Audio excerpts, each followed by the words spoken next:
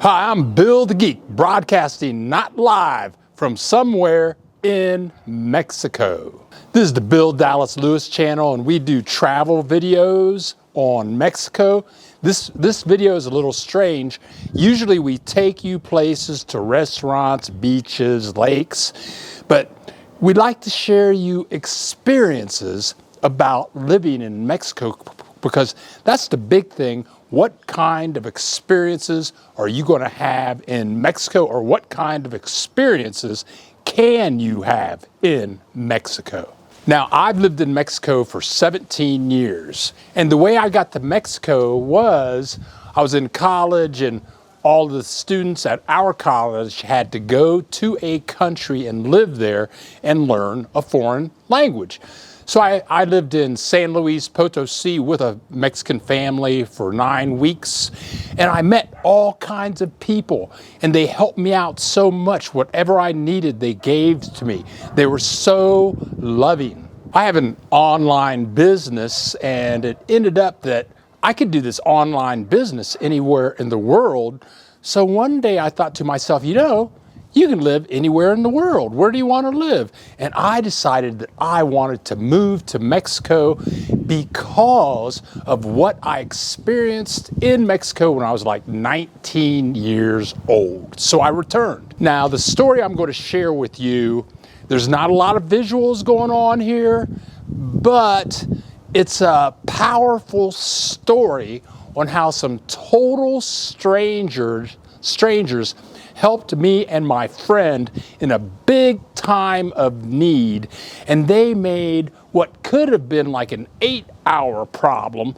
They turned it into a 30-minute problem, and our neighbors that we had never met before helped us make this happen. This miracle happened in 30 minutes.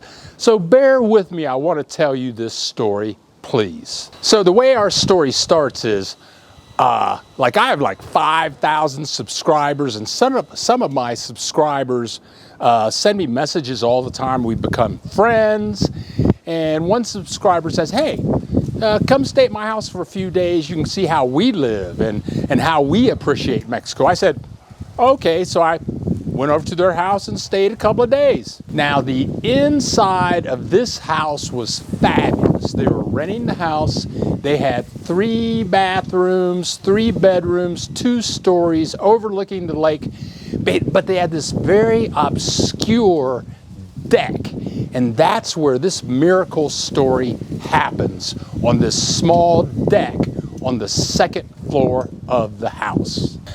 So my friends, they were on a teleconference or something, so I explored up to the 2nd floor. I found the deck. I'm out there on the deck, and I'm just enjoying the view of the lake, just enjoying myself.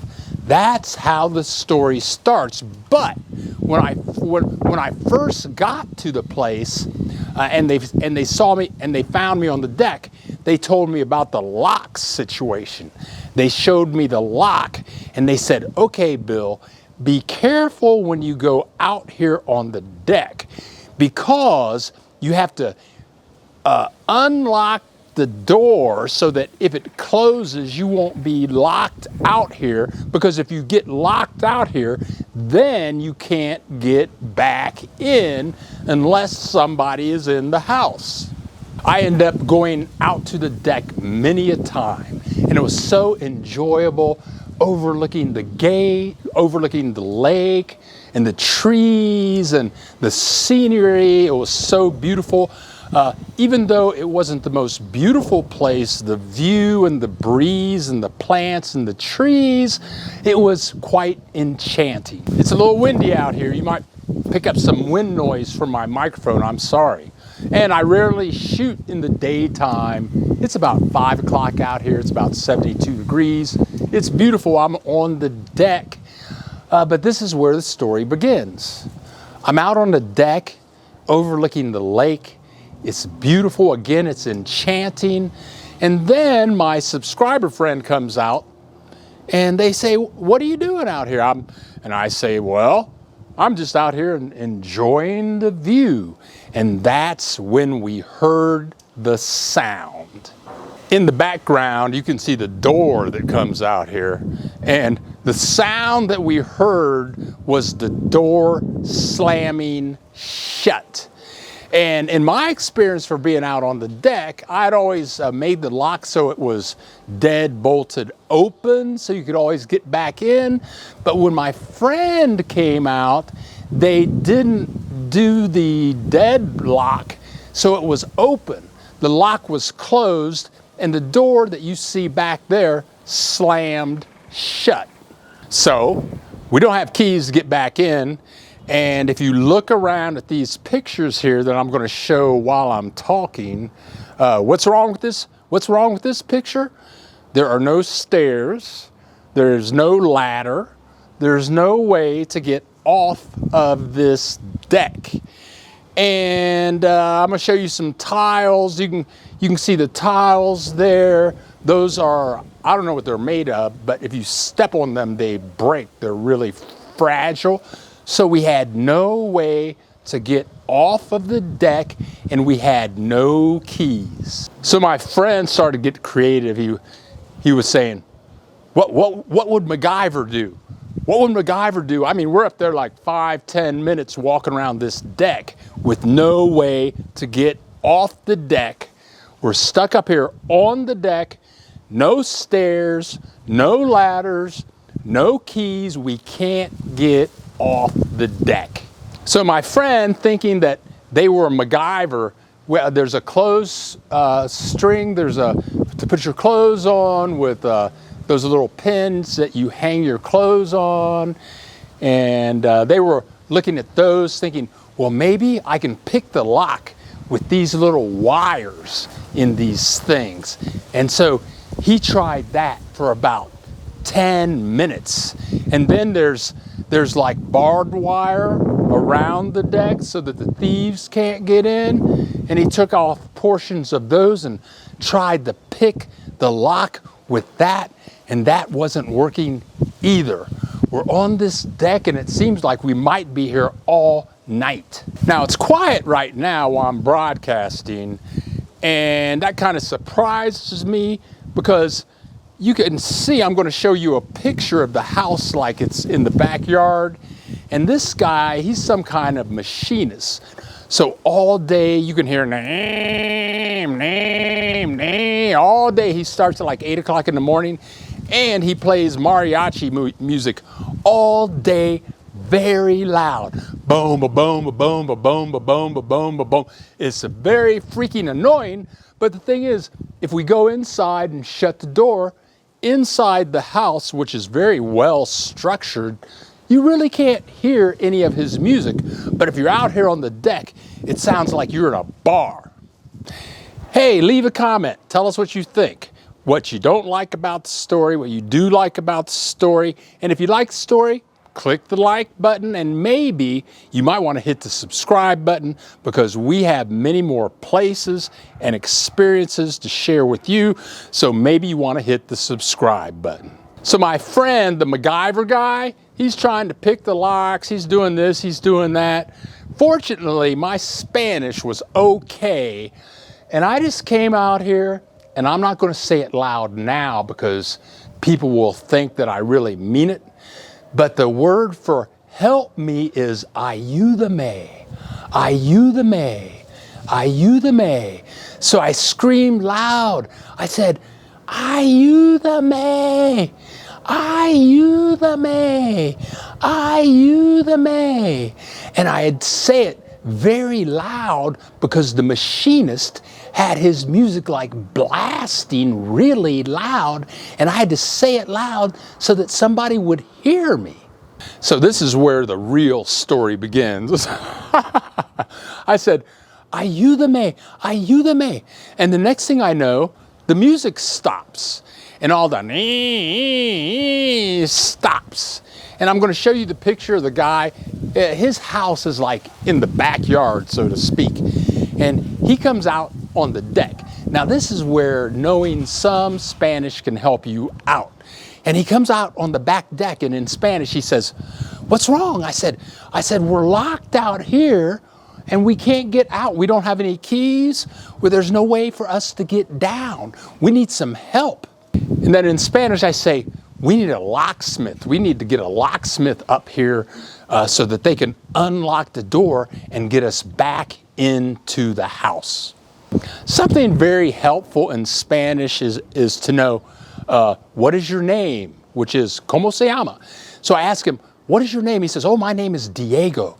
I said, well, can you help us? He says, sure, let me make a phone call. So Diego goes back into his house.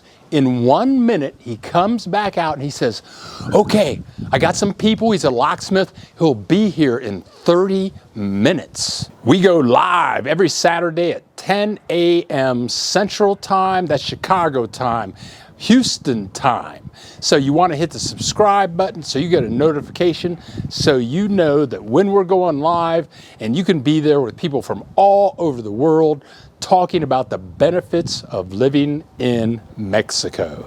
So we're still out on the deck waiting to see what happens with Diego.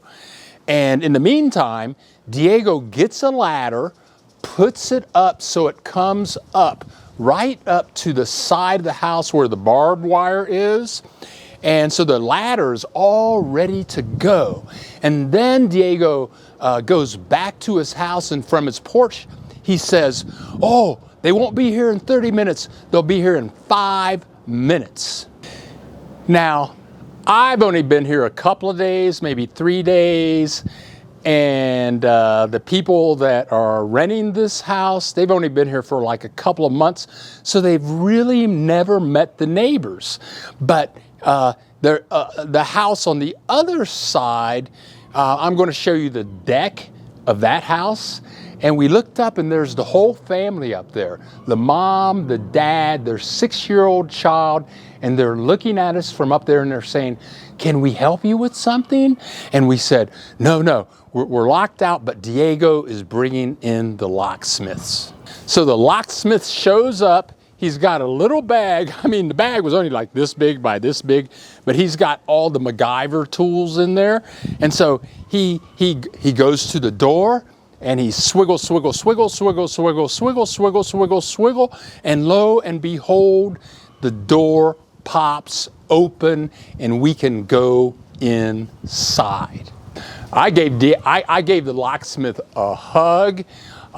Diego was watching from across the way.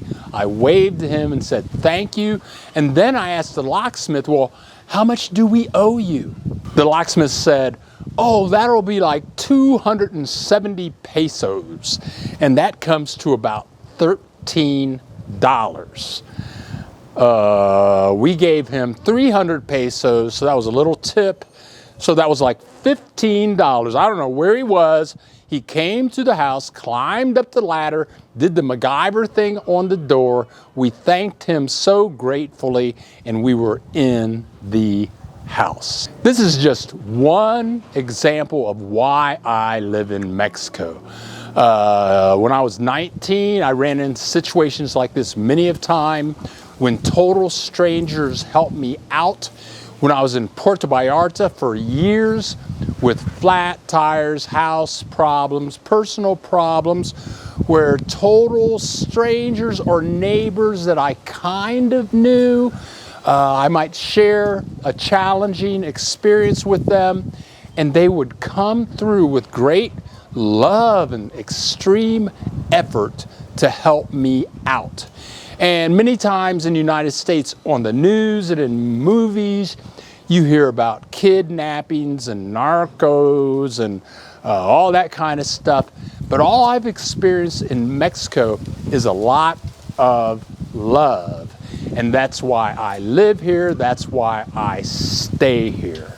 Thank you very much for watching. I hope you enjoyed the story. Mexican people have helped me out so many times. Again, I've been here for 17 years. And my neighbors, Mexican nationals, when I've been in a time of need, they have always come through to help me out to the end. And it's amazing how you can go somewhere and make friends, and you might have a problem, and people will come to you and help you out. I love Mexico. I hope you enjoyed the video. We have many more videos to come. Hit the subscribe button, and I'll see you in the next video.